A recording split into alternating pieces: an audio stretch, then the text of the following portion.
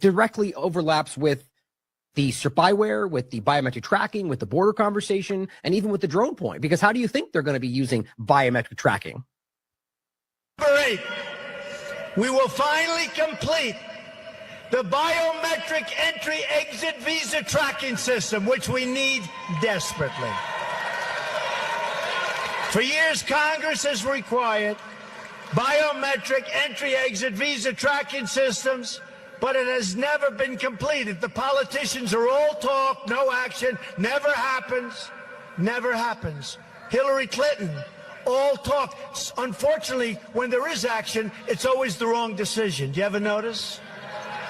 In my administration, we will ensure that this system is in place.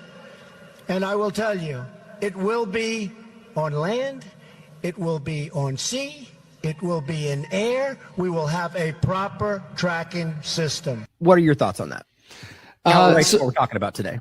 Yeah, so first of all, it brings up a few different things, man. And like after I wrote that article about Biden and I was going deeper into the immigration issue, it is a complex issue. I'll give it that, right? There's some dumb, obvious moves that have been made that, like I said earlier, set you up for failure. And so it's like, okay, change those policies. Well, one of the policies that the Biden administration changed, which Trump appears to be saying he's going to fix, of course, he's going to go above and beyond, and it's going to be completely, biometric wall, smart wall, et cetera.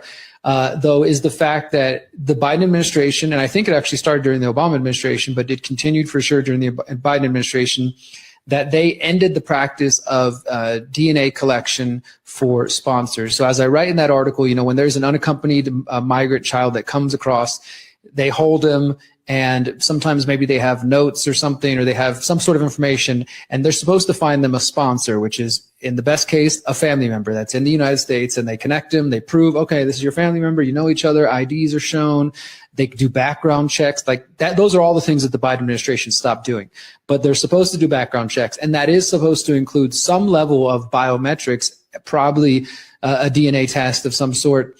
And those policies were ended or, reversed under Biden and Obama. So I asked myself, because obviously we both see the danger in what Trump is talking about there, land, sea, and air, biometrics, all the stuff that many of us are fighting. And I understand that, and I can see that. And then from the other side of how do we fix the immigration problem? How do we solve this not knowing if a child coming across and the person that says, oh yeah, I swear this is my nephew or my niece or whatever. And there's all kinds of crazy cases that the kid's showing up looking drugged. The kid's like clearly trafficking situation going on. And there was people trying to warn them. All those different mechanisms that are supposed to be there to protect the children failed or were ignored, et cetera. And I think we can safely assume by design. But I guess what I'm getting at is here, it's how do we solve that problem without promoting more biometrics? Like, you know what I mean? Like, I don't know what the perfect answer is in that case, because obviously I'm against Trump, wanting to do full on biometrics, and because from there, like you already said, it's going to expand. It starts with voting, and then it goes, you got to use it everywhere. Then it becomes, you got to use it to get on the internet and whatever else. Right. And at the same time, immigrants aren't going to stop coming to the U.S. even if they slow it down. And Trump does a big deportation operation. There will always be immigration, legal and illegal. It's just part of having a border. And how do we improve that situation? We're not going to solve that right here, but that's just where my mind goes. It's like, damn, we're like kind of stuck in between, a rock and a hard place. Like, we don't want to promote biometrics. And at the same time, that seems like that might be one way, DNA testing or something, some level of, more than they're doing now. At the very least, a background check, like show a picture with this person and a family member or something, right? So yeah, that's kind of where my mind went on that whole thing, is just how do we fix one problem without encouraging the solution we know they want to promote, which we know will lead bad places. All right, so that was a clip from my interview with Ryan Christine of The Last American Vagabond, which was released maybe a week or two ago. Hopefully you guys understand what I'm saying there. Like that I think that the predator class, and they're not in control of everything. They don't control every aspect of our life. But I do think when it comes to different situations, as we know, you never let a good crisis go to waste. And so they will take advantage of situations. And in this case, as I've been telling people for a while, you get people raising, hell, like immigration is bad. There's all these violent criminals coming across, showing people all day. Look at the caravans coming from Guatemala and from Mexico, which are real. And these are all military age men. Maybe they're coming from China. Did Iran sneak some nukes across the border? All this kind of propaganda, which has been promoted a lot on X from people like Sean Ryan. I don't know if you guys have been tuned into any of this stuff. With that interview that came out a week or two ago about the Cybertruck and claiming that, the guy who did it was related to the military, which he was, and something about UFOs and anti-gravitic technology. Well, things like that are going viral. And along with that, claims that, well, maybe Iran snuck some nuclear weapons across the border. The point is, people have been so freaked out and so like hysteria, some real and a lot of it fake and imagined and exaggerated, that now people are like, please, yes, whatever it takes, put drones all across the border. Put facial recognition cameras on towers, put, biometric entry and exit system, just keep us safe. Problem, reaction, solution. So I do believe for sure that the immigration issue has been allowed to fester. I mean, literally, when you're looking at the decisions that were made in the Trump and Obama, the Obama and the Biden administration, and to some degree in the Trump, but definitely a lot less, it just doesn't make any sense. You wouldn't make these decisions like removing the verification process for finding out if somebody is actually related to a child when somebody shows up with a baby in hand and says, yeah, this is my daughter. I'm here to pick her up or whatever. You wouldn't do that unless you wanted things to get more fucked up, because it just doesn't make any sense. Nevertheless, that's just one piece of the puzzle. Let's go through. I've got a few links here pulled up I think you should be paying attention to during the Donald Trump administration. And I do want to say this too, like I said earlier, don't trust the people in independent media who are ignoring these things. I'm just being real. You cannot trust these people. If they are telling you that you should trust Elon Musk and trust Donald Trump and trust Peter Thiel and trust JD Vance and all the people connected to Peter Thiel, who's a steering committee member of the Bilderberg Group, who's a co-founder of Palantir, which is trying to see everything in the world and working with the military industrial complex to survey us, just like the spyware company we were just talking about, NSO Group. Palantir is up there with the worst of them.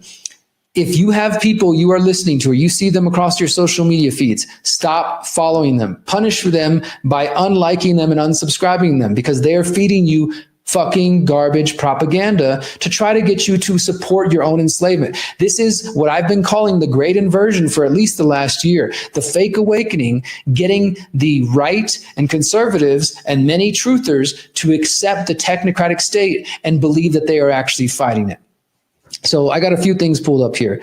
This is from back in November. I'm over here on Twitter. Trump pledges immediate arms freedom for Israel. This is right after he got elected. President-elect Donald Trump has pledged to immediately lift all existing restrictions and delays on the transfer of weapons and military equipment to Israel upon taking office.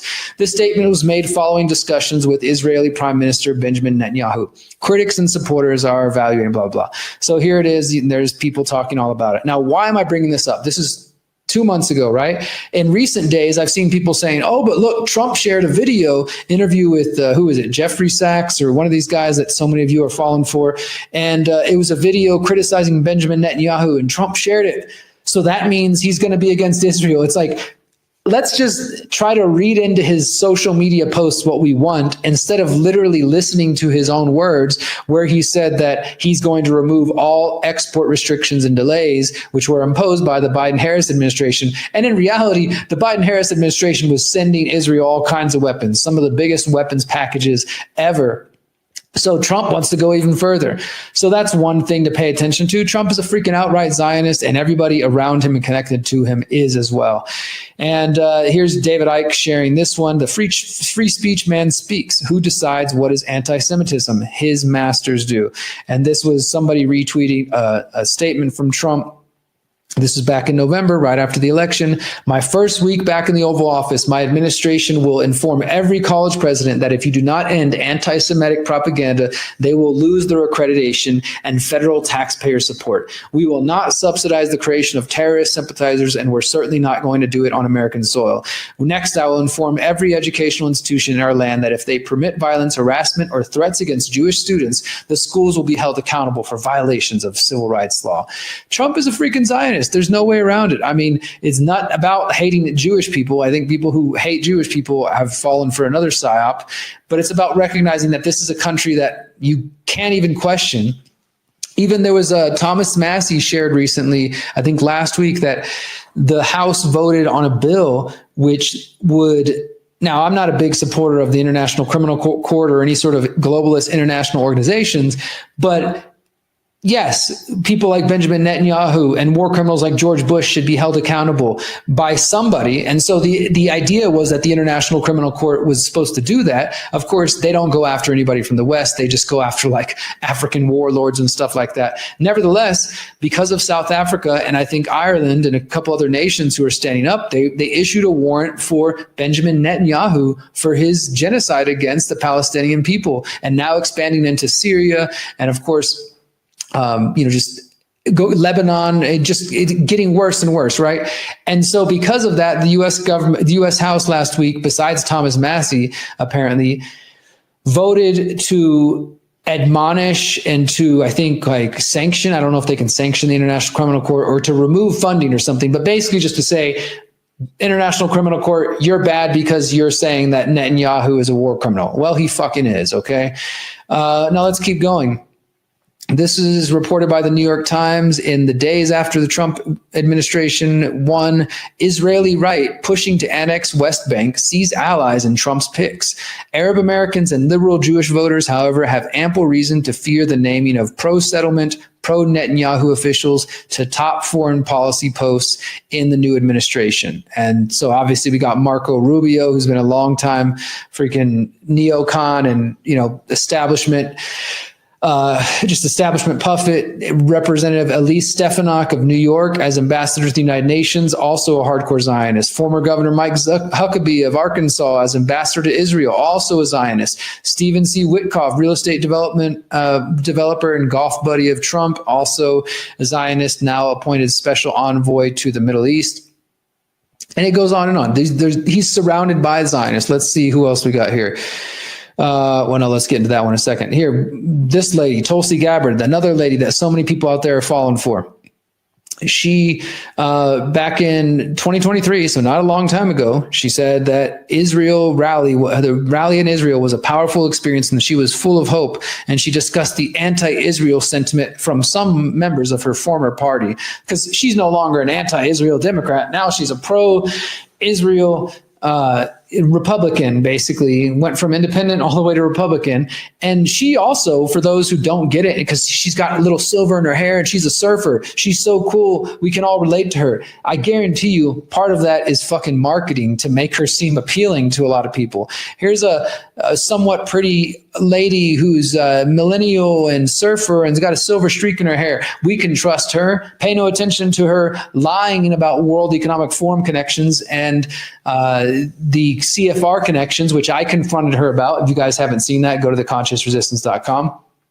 But she's an outright Zionist. She also is pushing this post 9/11 George Bush era propaganda about, radical Islam. And not to say there aren't any radical Islamists out there. Obviously there are, but there's also people who are trained and promoted by the CIA. And that threat was pumped up in the Bush era, of course, to justify war. She's part of that whole thing. She's part of promoting that we need to be hard on radical Islam and protect Israel at all costs and this sort of stuff. And even just in the last week, she's made it clear, because now her nomination is coming up and she's got to, give in and do whatever she wants, whatever they say, so she can win. And of course, my argument would be that was the goal the whole time. But nevertheless, now she's saying she will support the FISA secret surveillance courts. The ones that Trump railed against for years and said were used against him. But then when he got into office, he did nothing but support them and allow them to continue. And that she said she was going to rein in as the next director of national intelligence.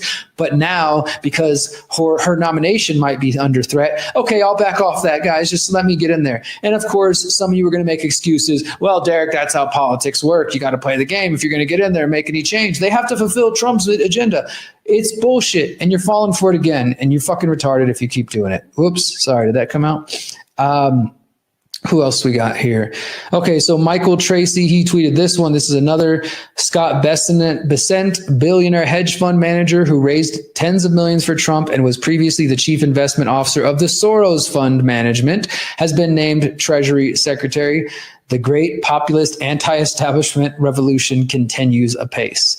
Okay, Trump's pick for Jim O'Neill is the number 2 at HHS. So we got Robert F. Kennedy nominated for HHS. If it even happens, we'll see what he does. But who's his number 2? Jim O'Neill, a close associate of early Trump backer Peter Thiel for HHS Deputy Secretary. Trump said he will oversee in all operations and improve management, transparency, and accountability to make America healthy again. And he will be the right-hand man of Robert F. Kennedy Jr. if he is chosen. Well, who is this guy? Well, he's the former CEO of the Thiel Foundation. Who's the Thiel Foundation? That's Peter Thiel's literal foundation. And this comes years after O'Neill was in the mix for Trump's first FDA commissioner in his first term. O'Neill has ties to Silicon Valley and previously served as HHS Principal Associate. Listen to this title, Principal Associate Deputy Secretary during the George W. Bush administration. He is noted for his role in co-founding the Thiel Fellowship and his time at the CEO of anti-aging nonprofit SENS Research Foundation, which is also related to Peter Thiel. So he sits on the former CEO of the Thiel Foundation, co-founder of the Thiel Fellowship, worked in the Bush administration, looking like a great pick here, guys. Let's see. We also got them writing about him here in the Washington Post. Jim O'Neill, Silicon Valley investor, favored for HHS Deputy Secretary. And there's another gentleman. Let me point this one out. So Trump, I posted this December 24th. So Trump named Ken Howry as his pick for the U.S. ambassador to Kingdom of Denmark. Howry previously served as a U.S. ambassador to Sweden, and Trump wrote that he served our nation brilliantly in that role. The connections between Howry and Peter Thiel and the WEF, the World Economic Forum, run deep. Apparently, Trump sees these connections as a good thing. Trump wrote, as a co-founder of PayPal and venture capital fund Founders Fund, which I've written about, the Founders Fund is founded by Peter Thiel with connections to Eric Schmidt. Both of them are steering committee members of the Bilderberg Group. Ken turned American innovation and tech leadership into global success stories. For the purposes of national security and freedom throughout the world, the United States of America feels that the ownership and control of Greenland is an absolute necessity. Thank you, Ken, and congratulations. And so when I pointed this out, some people are like, well, who cares? You know, he's an ambassador to the Kingdom of Denmark. What does that matter? But then it started to make sense. All this talk about Trump saying the U.S. is going to purchase Greenland. Well, Greenland is a vassal state of the Kingdom of Denmark. And Denmark keeps saying, you know, we're going to protect Greenland. It's not for sale. Greenland saying we're not for sale. Well, that makes more sense now when you see that Trump picked a Peter Thiel WEF acolyte to be the ambassador to the Kingdom of Denmark, probably so he can be in a position to facilitate the deal to get the U.S. Greenland, if that indeed does happen. So let's just look at his Wikipedia page here real quick. Kenneth Allen Howry, as I mentioned, early life and education here. He graduated from Stanford University, and while he was at Stanford, he was the managing editor of the Stanford Review, a student-run newspaper founded by Peter Thiel. Wow. I mean, you can't make this shit up. He's also the co-founder of PayPal and the Founders Fund. Like I said, he previously served ambassador to Sweden for Trump in his first administration. Now he's coming back to be the ambassador to Denmark and help us secure Greenland. Why? Probably because Peter Thiel and people like Elon Musk could really use a lot of the rare minerals that are underneath the ground in Greenland. And this dude it's not like he's just a business associate with him. They've been friends since their Stanford days. Back in the late 90s, they wrote the Stanford Review together. So they've been buddies for almost 30 years now. Now, what else does he got in his bio here? The same year he graduated, he co-founded PayPal with Peter Thiel, Elon Musk, and some other folks, Max Levchin, Luke Nosik. The group of co-founders became known as the PayPal Mafia. And he was PayPal's CFO from 1998 to 2002. He served as eBay's director of corporate development until 2003, once they bought eBay. He then rejoined Peter Thiel at the Clarium Capital Management, where he served as a vice president of private equity, as well as a member of the research. In March 2012, he was named World Economic Forum Young Global Leader, a community of socially minded men and women under the age of 40. He is also a member of the selection committee for the World Economic Forum's Technology Pioneers program. And in 2005, Howry and Peter Thiel started the Founders Fund, a San Francisco-based venture capital firm, and on from there. He has lectured at Harvard and Stanford on business and UC Berkeley, et cetera, et cetera. So you got Ken Howry, you got Jim O'Neill, you got Scott Bessent, connected to Soros. You got Tulsi Gabbard and others in the cabinet, Marco Rubio, Huckabee, all these others, Elise Stefanik, Stephen Witkoff, hardcore Zionists, Trump saying he's going to come after colleges if they don't go after the anti-Semites. He's going to remove all restrictions to gun sales and weapon sales to Israel. Oh, but cool. He's posting funny memes, or he's friends with Elon. They're going to save the day. And we're not even getting into the whole Elon thing. I've covered that, I think, at length. Anybody who's still falling for the Elon Musk hype is just probably asleep at this point, because the dude is literally promoting brain chips. He's promoting transhumanism. He's promoting or merging with the good AI in order to save the planet, et cetera. And I don't know. I don't want to say you get what you deserve, but it's kind of hard for me to see how people can't see this. And this brings me back to my point earlier. Why is it that certain media outlets, independent media outlets, won't mention Peter Thiel? I just barely scratched the surface there. I'm working on an article that I will release after these people are nominated, because there's no point in writing this article yet, and then some of them don't get chosen, which may happen. But either way, even if the names I just mentioned, the names that Trump originally chooses, don't get picked, it shows us who his allies are, and it shows us where his allegiances are. He's got $100 million plus backing from Miriam Adelson, the widow of Sheldon Adelson, one of the biggest Las Vegas Zionist billionaires around that are backing him. Peter Thiel has said that not only, we didn't even mention J.D. Vance, Trump's vice president, who literally his rise to the senator was funded by Peter Thiel. And Trump was funded by Peter Thiel the first time around. This time, Peter Thiel say he chose not to give him money, but indirectly he did give him money through different organizations. And he said, I'm doing anything I can to help them. And obviously he funded J.D. Vance, as I said, not to mention now that Trump wins, Ken Howry, all these different PayPal Mafia. We didn't even mention David Sachs. He's a member of the PayPal Mafia, who's in head of the AI committee or something along those lines.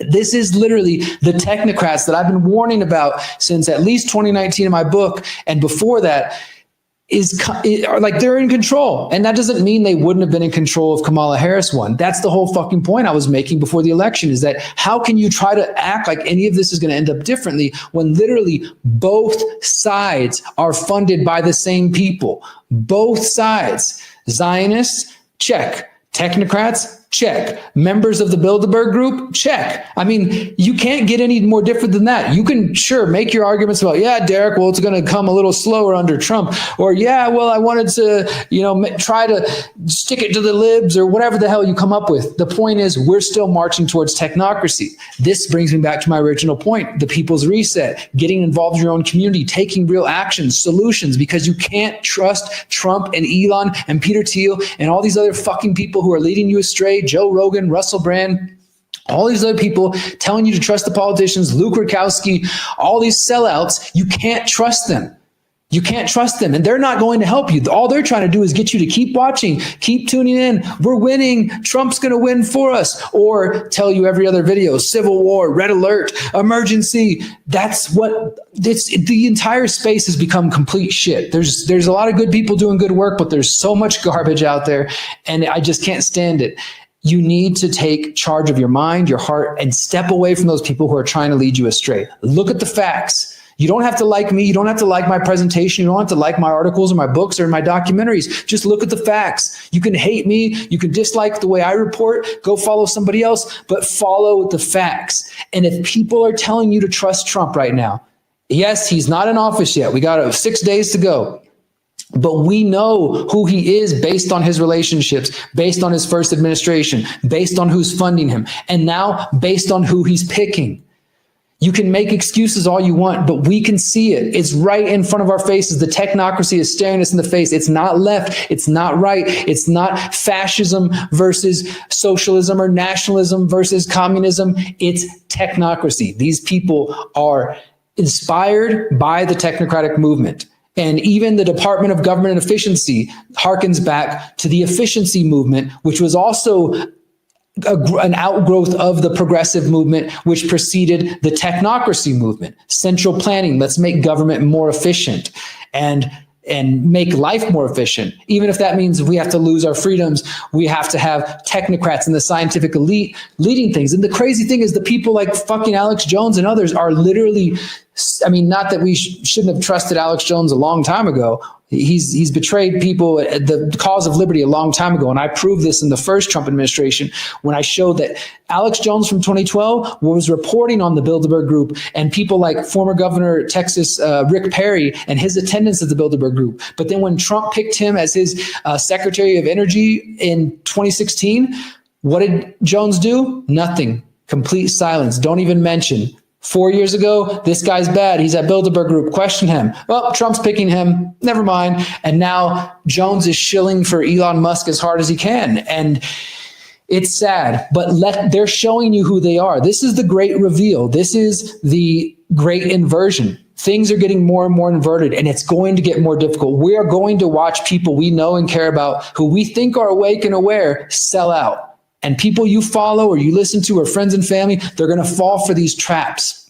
I'm not even talking about the people who aren't awake yet. I'm talking about people who think they're awake, and they're going to walk right into Elon's good AI and putting the brain chip in and trusting the biosecurity, the nano technocratic state that is coming into view, including with things like geoengineering, including with things like fluoride and dumbing us down. And then the larger part of this technological apparatus, like we showed you in the clip a moment ago, that Trump himself is saying they're going to have a biometric entry and exit system. We're getting closer to digital IDs. These things are not going away. And if you're listening to podcasters and YouTubers and whatever the fuck else, people who are telling you to just sit still and trust the plan and trust Trump and trust the billionaire technocrats, you need to find better sources. You need to take control of your life like yesterday, because it's not going to go away. I'm sorry. It's not just going to disappear, and voting's not going to fix it, and trusting Trump's not going to fix it. You actually have to get control of your life. You have to get off your ass. You have to get activated. You have to get motivated and say, I'm fucking alive. I'm awake. I'm a breathing,